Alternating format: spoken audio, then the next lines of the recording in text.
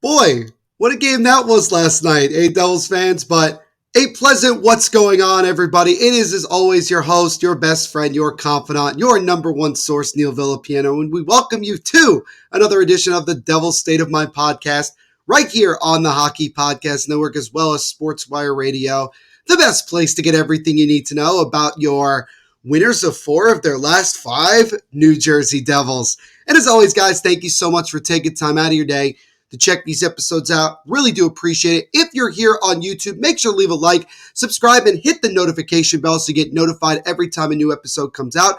Also, make sure to go check us out wherever you listen to podcasts, Apple, Spotify, Google, all of those.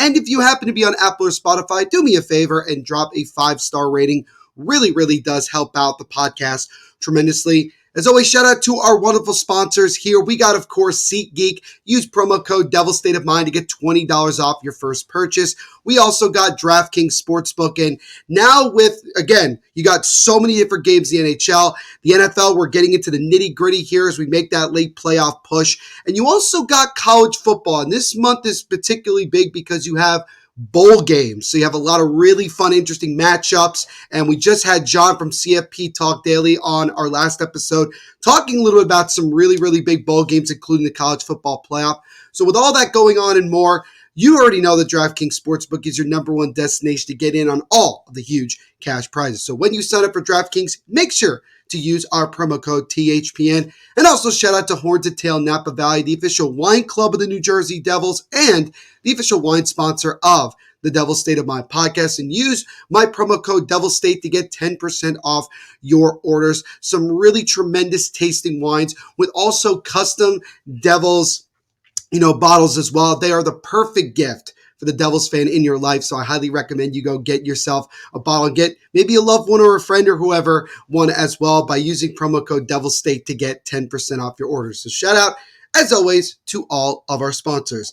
And really quickly here, before we bring on our very special guest for this episode, I wanted to quickly shout out a good friend of mine. Her name is Meg Sutter. She is a Rangers fan who lives in Tennessee. She's been sending me several really awesome fan mail, gifts. And I just got this one.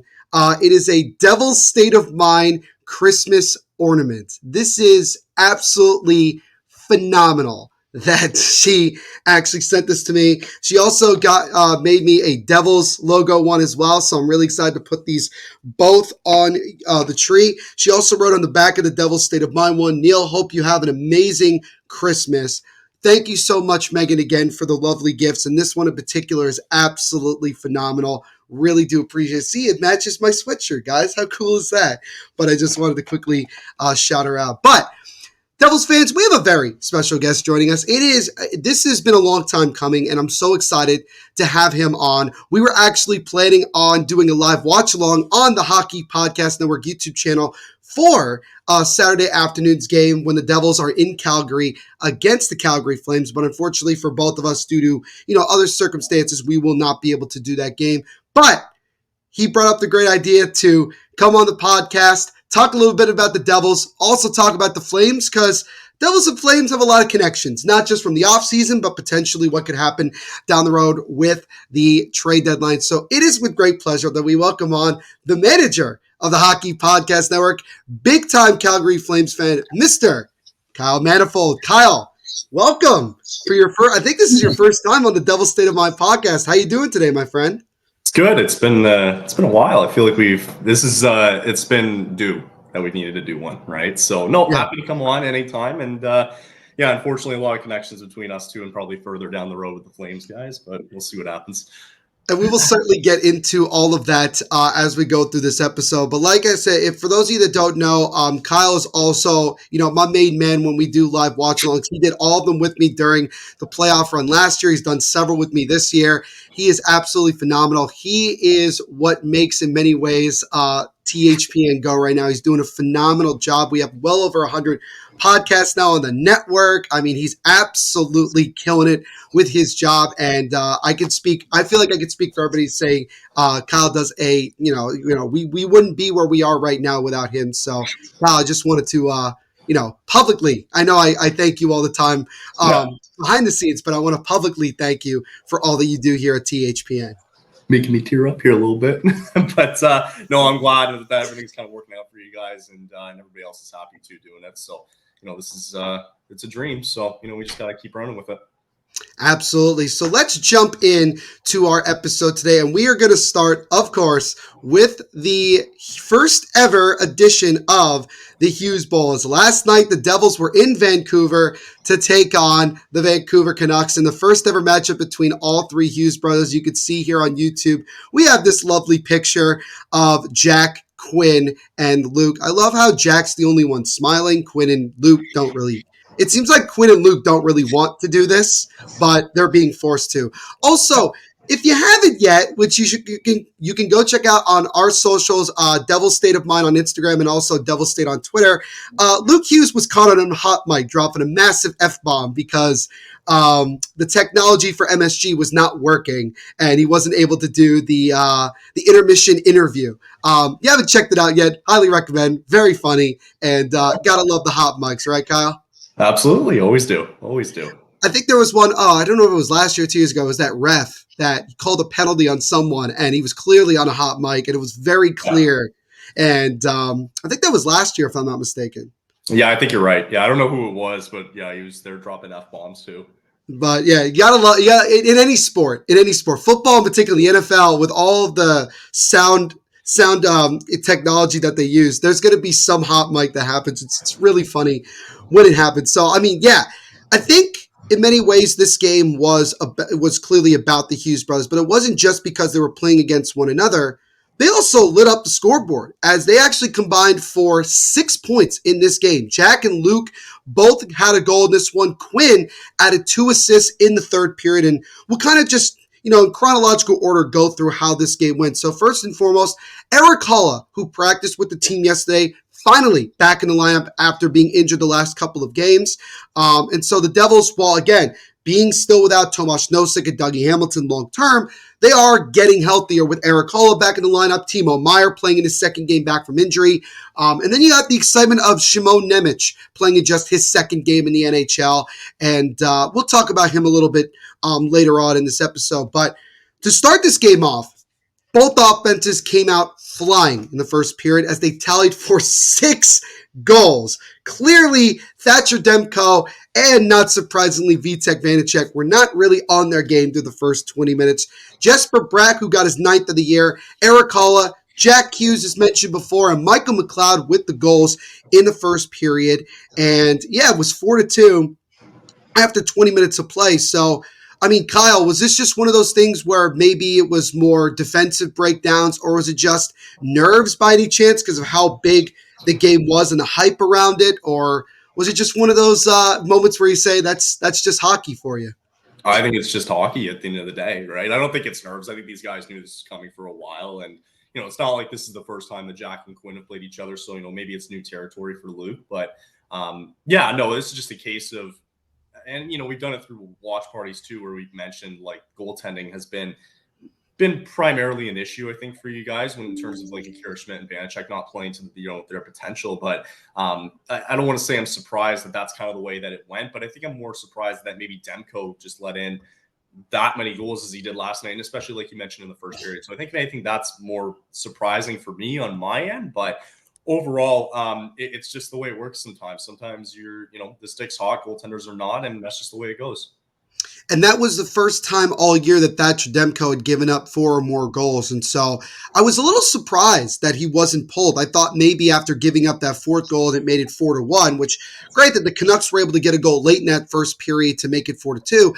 I thought maybe to kind of shake things up, they would have made a switch. Maybe if it stayed 4-1 going into the second period, maybe that would have changed it. But he ended up playing the whole game, and I think when you look at it for the next 2 periods, it was a lot better. He was clearly it just got off to a bad start, and ultimately, we'll talk about it more. Ultimately, it certainly hurt the team. But Devils got the only goal in the second period. It made it 5-2, and that came courtesy of Luke Hughes, who scored on the power play. And of course, because this is how the hockey gods want it to be, Jack gets the lone assist on the power play goal as both of the Hughes brothers on the Devils find the back of the net. And it's 5-2 going into the third period. And I know that a lot of people will say a 2-goal lead is the worst in hockey. I argue to say I think it's a 3-goal lead, especially if you don't have reliable goaltending. And that's exactly what happened again to Vitek Vanacek. He thoroughly collapsed in the third period as the Canucks scored 3 unanswered goals and were eventually able to tie the game at 5 with 3.5 minutes to go in this one. And I really felt that the Devils were on their way to completely collapsing and blowing this game.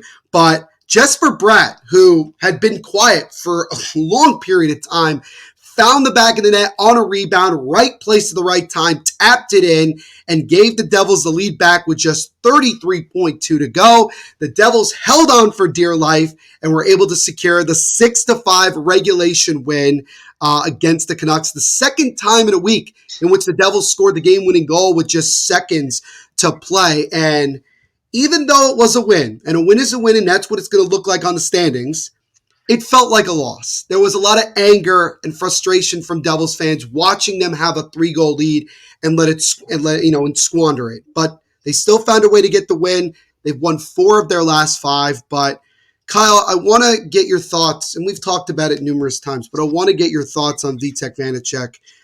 I can speak for myself in saying that I feel that he has zero confidence at this point. He looks so lost out there every game now, and last night was just the latest example of that. But I want to get your thoughts on Vitek. Do we know what the shots on goal were when he gave up those 3 goals? It was something. It was pretty even at 22 up until that point. So it was pretty much. So neither Demko nor Vitek were really on their game in this one. Right. I was just going to say, because I was going to probably bring up I was just curious to see like how many shots on goal he let in during that kind of duration. But yeah, like his confidence has been shot. And I think that's something we talked about. And it's like, okay, well, you want to go back to Akira, but obviously he's had his bad nights too as well. So, it's going to be interesting to see where this team ends up come around the trade deadline time, or maybe they have to start looking and say, we need a goaltender now, right? Just like similarly with the Oilers and how they've been starting to do better recently. But with this Devils team, like, you're still in the mix, right? You're still in the mix in a very tight division. I think we mentioned it was between like the 3rd seed in the Metro and like the 7th or 8th seed or whatever it was. And it's like neck and neck, right? So it's still like that very early on. And you wonder like who's going to be those 2 or 3 teams that decide to push away a little bit. And, you don't want to be left behind because all of a sudden you have to start playing catch up, right? So it's a matter of when are you going to pull the trigger on this? And I think they know it too at some point, right? You can't expect that this team goes into the playoffs.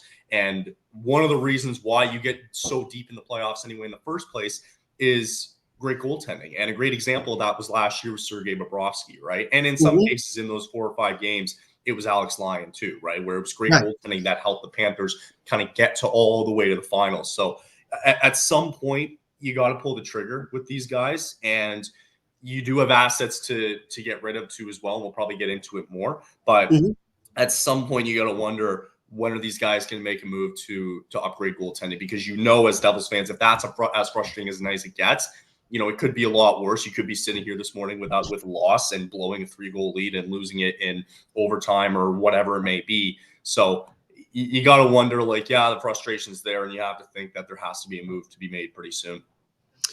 Ryan Novozinski of NJ.com last night kind of answered someone's question via Twitter, and he said, look, as great as the win was and for able to get the win, it shouldn't mask over the fact that Vitek gave up 5 goals and there are still major issues on the back end, which I don't think there was as many problems defensively as there were just Vitek really kind of imploding in that third period.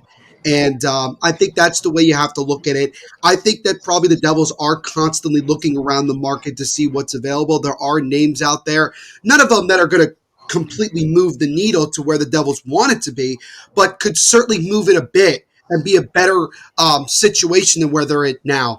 And, I've talked about it several times. There's several names out there. They might be more depending on where teams are once we get close to the deadline, but I wouldn't be surprised if the Devils made a move earlier than that. But nonetheless, you mentioned the standings. Currently, right now, the Devils are sitting tied with the Penguins for 6th place in the Metro, but just 3 points out of the top three, with the Flyers at 28.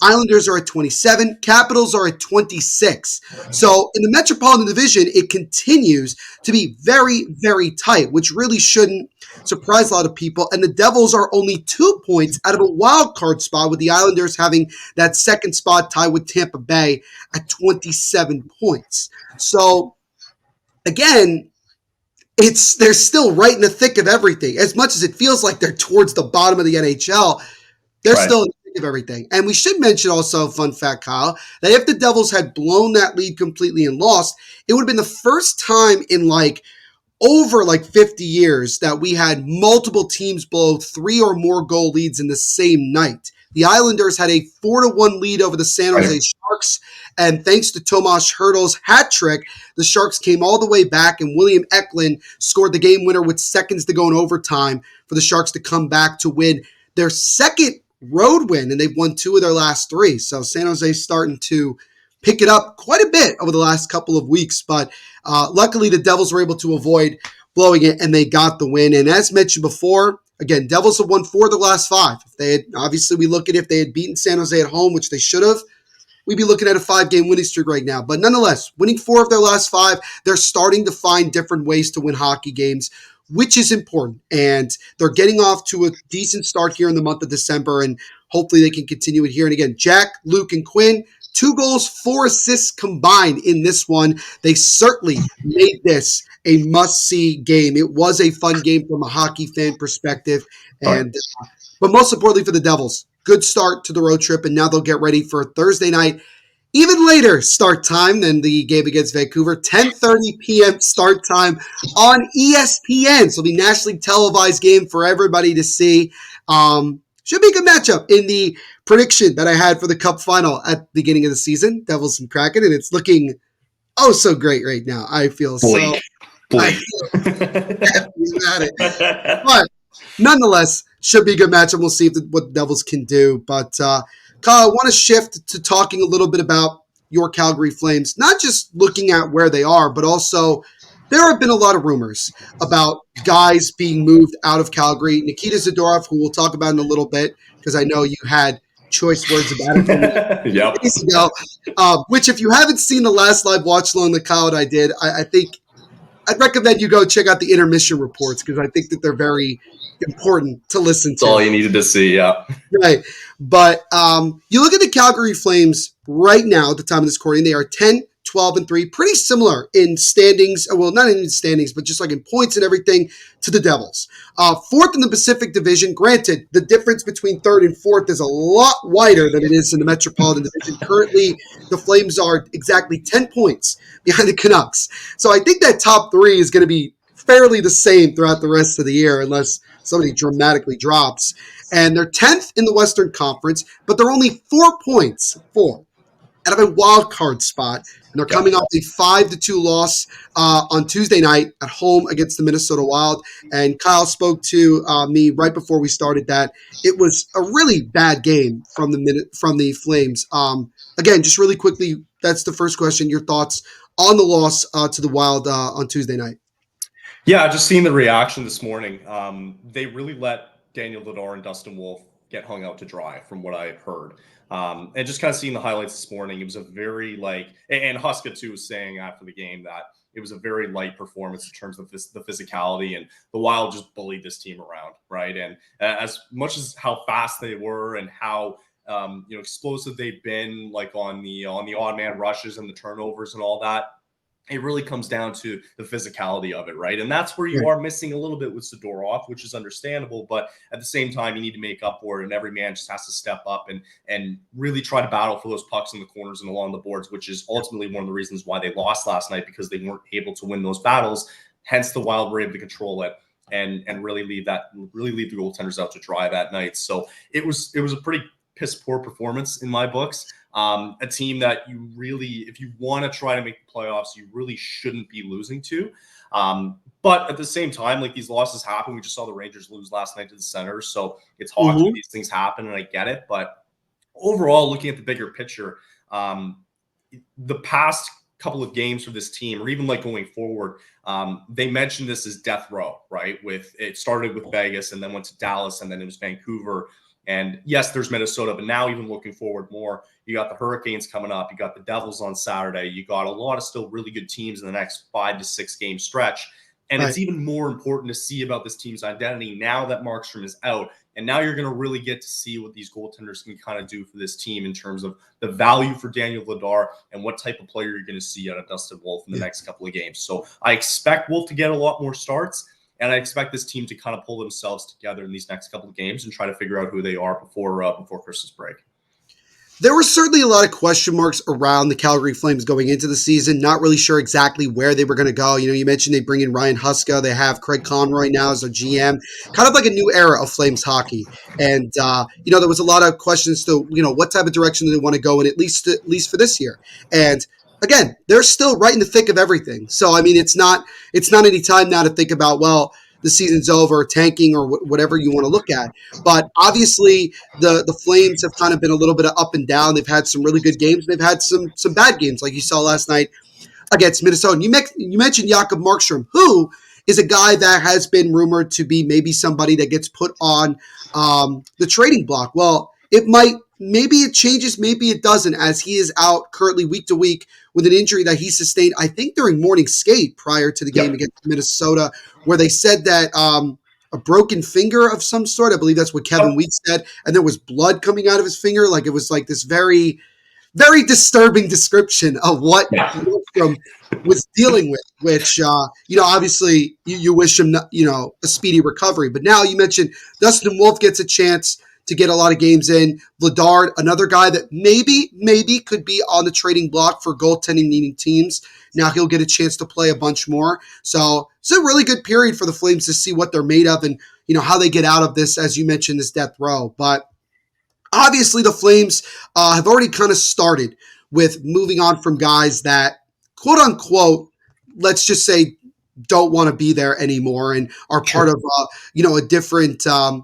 a different period of Flames hockey. And they started with last week, the deal that everybody expected, but just not the team nor the package that they would get, as the Calgary Flames traded Nikita Zadorov to the Vancouver Canucks for a 2024 fifth-round pick, which the Canucks got from trading Anthony Beauvillier to the Blackhawks, and a 2026 third-round pick. And, we saw, the Devils, we saw Zadorov last night, which, by the way, I think it's pronounced Zadorov. I don't know. I was hearing Zadorov.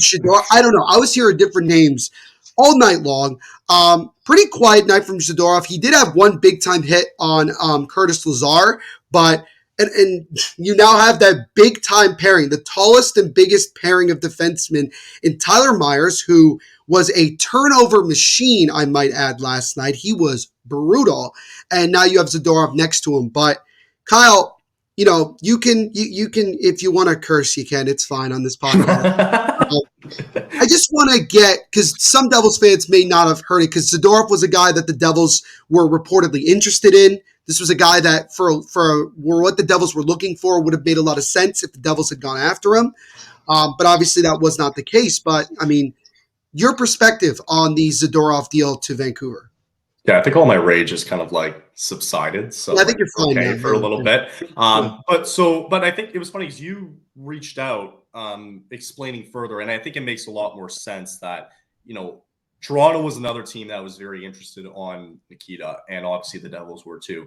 And the issue was, after kind of looking back on it, is the cap, right, that they didn't want to retain. So because there's a lot of young guys currently in the system right now through the Flames, including Coronado, just to name one, for example. A lot of other guys that are in the system that want to get their shot. Soliev got another chance to. He's a Russian prospect that he was in the lineup last night for the Wild, who played decently well. But anyway, there's a lot of guys that are in the system that want to be able to come up, right? And they want to start figuring out. So I think the big thing for Calgary when they were moving Zadorov at the time was they didn't want to retain any salary. Mind you, it was only $3.5 million around that. Yeah. Around that.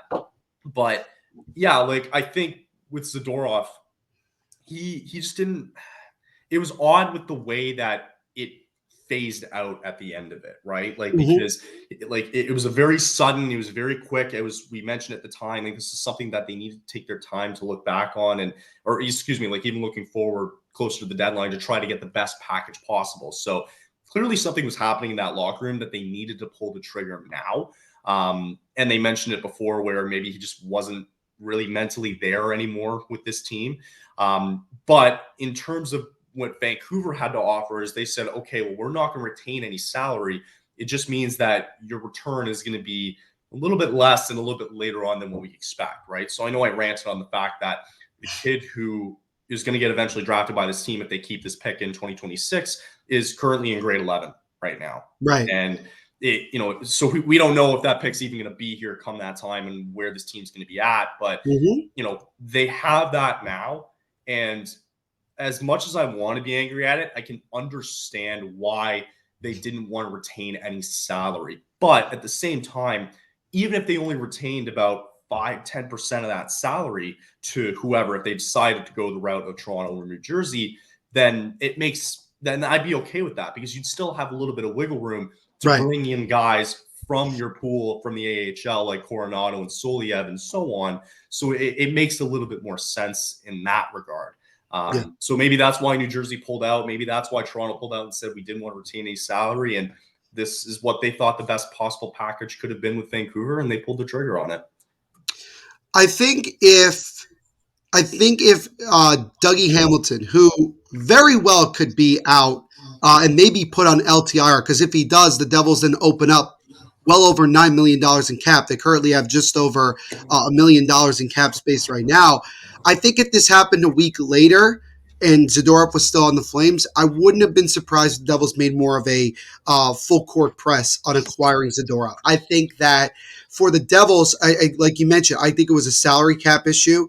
I don't think it was necessarily the Devils weren't willing to give what the Canucks gave up. I just think that they just didn't have a way where the Flames would be happy with the package and the Devils could only take on a certain percentage of the money. They would have had to have moved the player. And I don't think Brendan Smith would have been a guy that the Flames would have been okay with taking. Even if they wanted one of our young prospects, which totally understandable, they're not making enough to make the money work. So I think for the Devils' perspective, I can only speak from the Devils' perspective, I just think the money just wasn't going to work. But if we had already had Dougie Hamilton on LTIR, would have been no problem. We would have taken on the whole contract, and that would have been that. So, as much as Devils fans are disappointed, it's not the end of the world. And the reason I say that is because the Flames still have several other players that could very well be available on the back end that could help the Devils moving forward. And so that's kind of what I wanted to dive into. And there's two in particular. And I brought it up in the last episode, but I want to, with obviously talking to a Flames fan, much, more personal perspective, I want to get your thoughts first and foremost on Noah Hanifin, who seems to be probably the next likely guy to be moved, whether it's now at the deadline or whatever the case may be. Left shooting defenseman, more of an offensive defenseman, I would say, than maybe a defensive guy, but he can still be somewhat reliable in the back end. I want to get your thoughts on if the Devils were to make a move for Noah Hanifin. What would you would want to see the Flames try to get back, and what could Devils fans, what should they expect if the Devils were to acquire Hanifin? So there's a couple of things. Number one is that when they were talking about contract extensions with Hanifin and Lindholm, Hanifin was going to be, they were close to a number around $7.5 million. So you have to take that in perspective, number one. Right. Number two, even recently, is that there are, from our insiders apparently, is that they are looking to extend him. So They are looking to try to keep him around. So it's also something to keep in mind. But in hypothetical terms, let's just say here that he does get dealt, and let's just say he goes to the Devils, for example.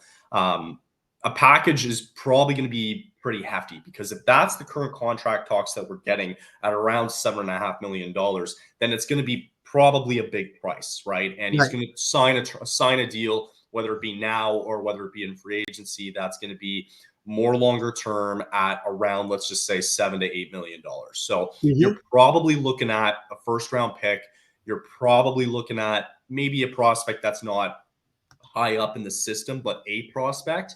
And it might even be a very late pick, like a fifth or even a sixth round pick. It might be a very late pick too. But I think you have to include a first rounder on the table. If they don't want to include a first rounder, it's going to come at a price with probably a guy who's ready to go in the NHL already. So, I guess my question to you back at that would be, if they don't want to give up a first round pick, who would be the first one to go, and who do you be willing to give up for a guy like Noah Hanifin who wants that kind of money?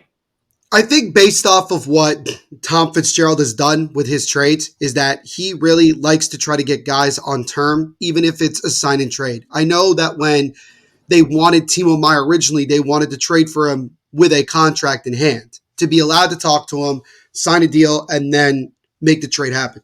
Didn't happen that way, and fortunately for us, it's still, we were able to get a deal done in the offseason, and it worked out anyway. But I think for Noah Hanifin, he would strictly, I think, for the Devils, be somewhat of a rental. And the reason I say that is because you look at the Devils back end, they have Dougie Hamilton long-term, who's making, $9 million a year. You have Jonas Siegenthaler making, fair amount, $3 million somewhat, a year. So he's not making a lot. John Marino still, decent amount. You got Luke Hughes on his rookie level deal. Next year will be the last year of his deal. Simone Nemec, this is the first year of his entry level contract, so he's still going to be fine. Brendan Smith's contract's coming off the board, so you could, in theory, sign him to a long-term deal. The Devils will have well over $20 million in cap space, and they'll probably have more, considering the salary cap we just got word is going up about $4 million starting next year. But the Devils will also have other things to think about. Tyler Toffoli, former Calgary Flame, are they going to sign him long-term? What is his contract going to look like? But I think to answer your question, if the Devils were to make a move to get him and sign him long-term, then Seamus Casey out of Michigan is probably the most likely guy that's going the other way, because he is clearly doing a tremendous job in his second year over at Michigan. He is one of, if not our top prospect right now. Arseny Gritziuk from the KHL is another diamond in the rough. I've talked about him numerous times. He could be a guy, depending on who we go after, could be a big chip piece.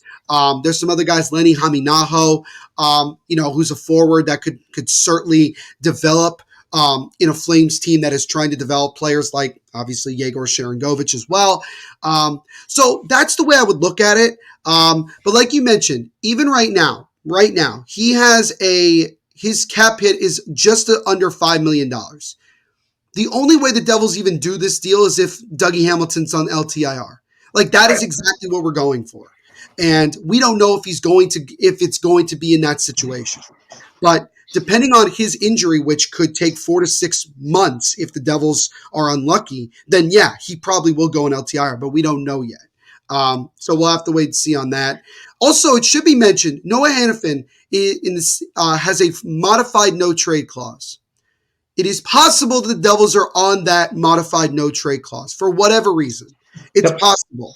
I know when the Devils were interested in Patrick Kane, the Devils were on Patrick Kane's modified no-trade clause. So the Devils couldn't even make a deal for him even if they wanted him, because we're on that list. So if the Devils are on the Noah Hanifin list, there's not much you can really do about it. You can't really make a move unless he gets persuaded to go. But I think right now, Noah Hanifin, he hasn't really talked a whole lot about whether he wants to stay in Calgary or not. So we really don't know what his situation is. But yeah. And to kind of just really quickly touch on that, like, Husk has done a great job in just getting the guys to be focused on today, right? On the present, and getting guys like Lindholm, Hanifin, Tanev, and all that, just to say, look, like, this is something we're going to worry about probably closer to the trade deadline now that we've needed to make the moves that were necessary. Let's focus on what we need to do as a team going forward. So that's probably why you haven't heard much.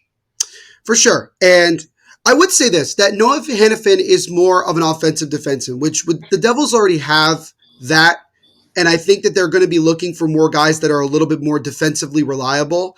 And that's where I think the next guy seems to be, in my opinion, the more likely guy that I think the Devils would have higher interest in, and that is Tanev. Yeah, Chris Tanev here, also from Calgary, right shooting defenseman, which, again, we're a little bit weak on the right side. So, again, he kind of fits, and he's a big body guy. He's somewhat, physical, but he's defensively responsible. And I think that that's really kind of the thing that Tom Fitzgerald's going to look for. Now, just to say right here, similar to Noah Hannafin, first and foremost, he's making about $4.5 million. So again, Devils would have to do a little bit of cap work. And he also has a modified no trade clause as well. So again, it's possible that the Devils are on that list and the Devils can't get him even if they wanted to get him. So we'll see. Maybe, I doubt it, but you never know. You never know what list has been thrown out there. And again, for Tanev, his whole contract has been modified no trade clause well before the Devils got good. So it's possible that when he signed the deal, he put the Devils in there when they weren't good, and why would he go there? Kind of thing. So, and both of these guys, by the way, are unrestricted free agents at season's end. So that's just something to keep in mind. But I guess, again, I'll ask you the same questions I asked you about Noah Hannafin, is that what can the Devils expect from Tanev if they were to get him, and what would you want to see or expect in a deal for Chris Tanev from whether it's the Devils or basically anybody? Tanev's a bit of a different situation because you have to be careful with guys like him, and especially because he's probably close to mid to early 30s probably, right? Correct. Yep. Yeah. So he's somebody you have to be careful of, because from Craig Conroy's standpoint, you might be able to get a second rounder and a mid-tier prospect, just as an example, right? To get Tanev. Right. The problem with teams is that you have to be careful, because with Tanev and what he's been able to do the last couple of seasons, and even this year, for argument's sake, he's done very well. But typically, there's got to be a fall off at some point. And he's just a guy that I straight look at and go, I don't know where you're going to be 3-4 years down the line, 2 years down the line, even next year. Like who knows where he's going to end up. Mm-hmm. Right? He's just one of those guys where, man, if all of a sudden you throw him into a different system, is he going to be that same type of guy? Is he a type of guy that just works well in this system right now, in which he's kind of been there for the last couple of years? He knows what's going on, so to throw him into a whole new system, it could have a real possibility of hurting another team. So, to my response to that, I think, again, I'd probably look anywhere between a second rounder and maybe a mid-tier prospect, but he's just somebody you got to be very careful of going forward, because, maybe he is a rental player just like Hannafin. You only want him for that little bit, then that's fine. But in terms of signing his next contract for these teams, you have to be careful with a guy like Tanev, and you don't know where he's going to end up. And you can say that with a lot of guys, but he just feels like that type of guy where you don't know what he's going to be like next year or come these next couple of years, right? And where he's going to be at. He could just fall off like that. Right. So I'd be curious to see where he ends up. That's probably what I would say. And last thing too is that, in terms of the Devils, you're right. They probably won't make a move until they see Dougie Hamilton get on the LTIR, and you're going to free up more cap space, and then make a move for guys like Hannafin or Tanev, etc. But you have to sit there and go, well, where are my biggest issues, right? And I think the biggest issue, if I'm not mistaken, is probably going to be goaltending, right? That's going to be 100% your first move, right? Yes. And if you do decide to have a little bit of cap room left, and let's just say, for example, this goaltender that you get is anywhere between $5 and $6 million in the cap hit. Let's just take Markstrom as an example, right? He's making about $6 million. So if you take that, okay, you got around $3 million to play with, right? Mm-hmm. Maybe that's when you go to Tanev and go, okay, we can take him, but we need you to take about $1 million of his salary, right? And now that Zadorov's gone, because they have a little bit more room in cap space, and they'll have even more room if you give up about $3 million in cap with Tanev, that's something they might be okay with, because then it just frees up more space to bring up more guys like Cornell and all these young guys who've been playing very well for the Wranglers. So, you have to look at priorities first for the Devils. I would more or less look at goaltending. And then if you have that room to get a guy like Tanev, maybe at a lower price because you're able to retain Calgary's able to retain some salary, then that might be the right move. Yeah. So that's just me speaking in terms of an outsider, but yeah. No, I think you nailed that on the head. I think the priority is going to be goaltending, because there have been games where the defense wasn't that bad, but the goaltending just completely fails. Like last night was, I think, a really good example of that, where I didn't feel like the Devils' defense was bad in terms of turning over the puck or They didn't really give up odd man rushes. I thought that they kind of handled it pretty well. The penalty kill was pretty good. They killed 3 of the 4 power plays that the Canucks had. So that was a positive. But, it gets overshadowed by how bad the goaltending was in that game. And so I think Right. for the Devils, I'm sure that that's going to be priority number 1. And I think after that, they'll then look to maybe add a veteran defenseman or 2, depending on what they want to do and depending on the situation that they're in, and go from there. The Devils have been mentioned for guys like Jakob Markstrom, which granted, we don't know how long he's truly going to be out. And with the money he's making right now, yeah, and with the money he's making, again, you would have to bank on Dougie Hamilton going on LTIR to make that work, because it's going to get way complicated if you don't.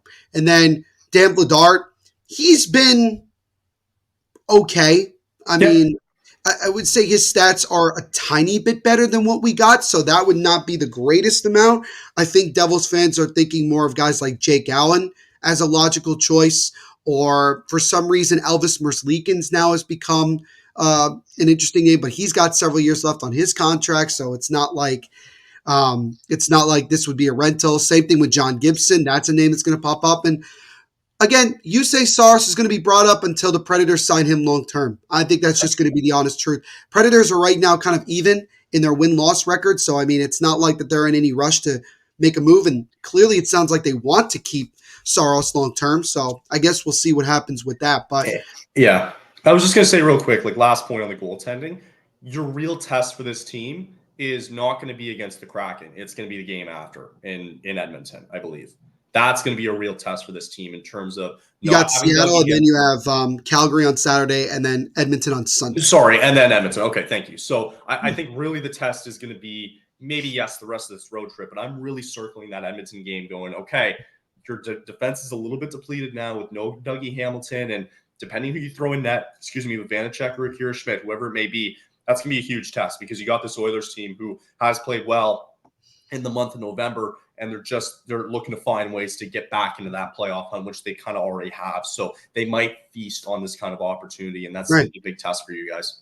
And it's a high-flying offense. There's no question about it. And you saw it last night. The Canucks have a pretty high-flying offense, and they potted 5 goals. I mean, it was only fortunate the Devils were able to score 6. And I think right now for the Devils, with the goaltending being what it is, this is going to have to be a lot of the games that the Devils have to win. These high-scoring 5-3, 6-4, 6-5 games. They're just going to have to, until they can get some relief, because right now you don't really have a lot of trust in either netminder to shut the door, completely. Like I said, Vanacek was great through 40 minutes. He only gave up 2 goals. It was 5-2. If he shut it down for another third period, we're good. We walk away with that win easily. But he imploded, and that was another sign of changes have to be made. And it's not that I'm impatient. I'm just anxious to get a solution, some type of solution, and just go from there. And so we'll see. And the rest of this road trip is going to be interesting. This is the longest Devils road trip so far this year.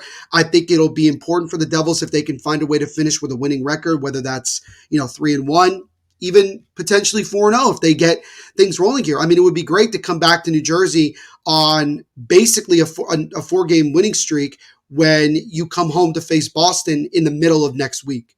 So that's it. Obviously, the schedule is not getting easier, but with how tough the month of November is, I think it's important for this Devils team to make December a really good month for them to get back to a level that they're capable of, particularly offensively, and try to hold on here as they continue to try to get some fixes on the back end as well as in the net. So we shall see. But on that note, that's going to do it for us on this episode of the Devil State of Mind podcast. Kyle, I'm so happy I finally got you on the podcast. This was great, man. Really enjoyed you taking the time to join us today. But before I let you go, because I do this with all of my guests, I like to roll out the red carpet and kind of let the folks at home know where they can check you out on social and anything you got going on, particularly here with the Hockey Podcast Network. So the floor is yours, my friend.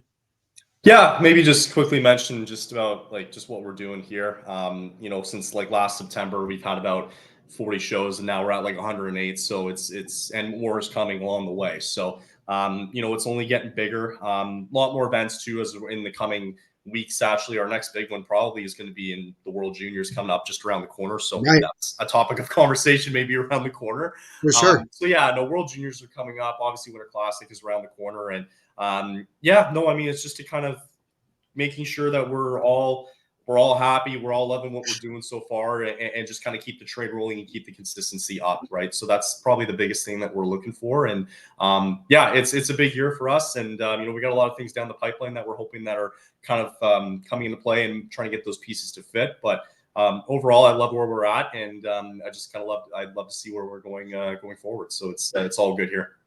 And I've told a lot of you guys, if you listen to the podcast long enough, that really in many ways we're just getting started. There's so much more that's coming down the pipeline, like Kyle mentioned, and things are just going to get bigger and more exciting here as we continue to try to be this one big, happy hockey family of 108 podcasts. And, so many different personalities, but we all love what we do, and we're having a great time. But Kyle, again, thank you so much for coming on today, and we will definitely have you on the podcast, maybe down the road closer to the deadline if things get interesting. But nonetheless, man, thank you so much for your time today. Awesome. Thanks, Neil. Appreciate it. We'll do this again soon. Absolutely. Cool.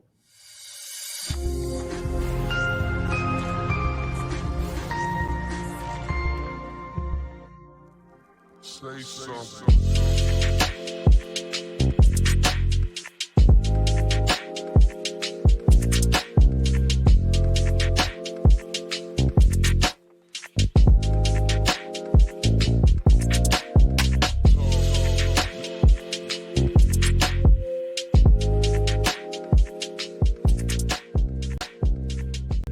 Bet the action on the ice with DraftKings Sportsbook, the official sports betting partner of the National Hockey League.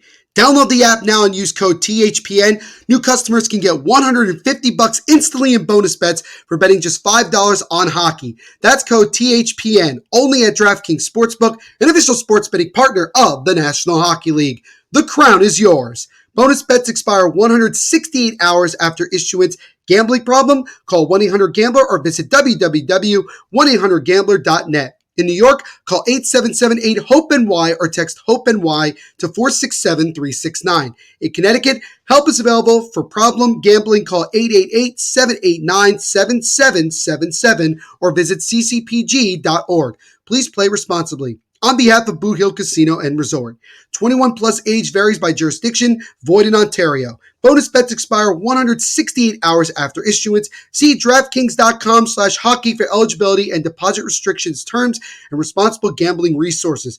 NHL and NHL Shield are registered trademarks of the National Hockey League. Copyright NHL 2023. All rights reserved.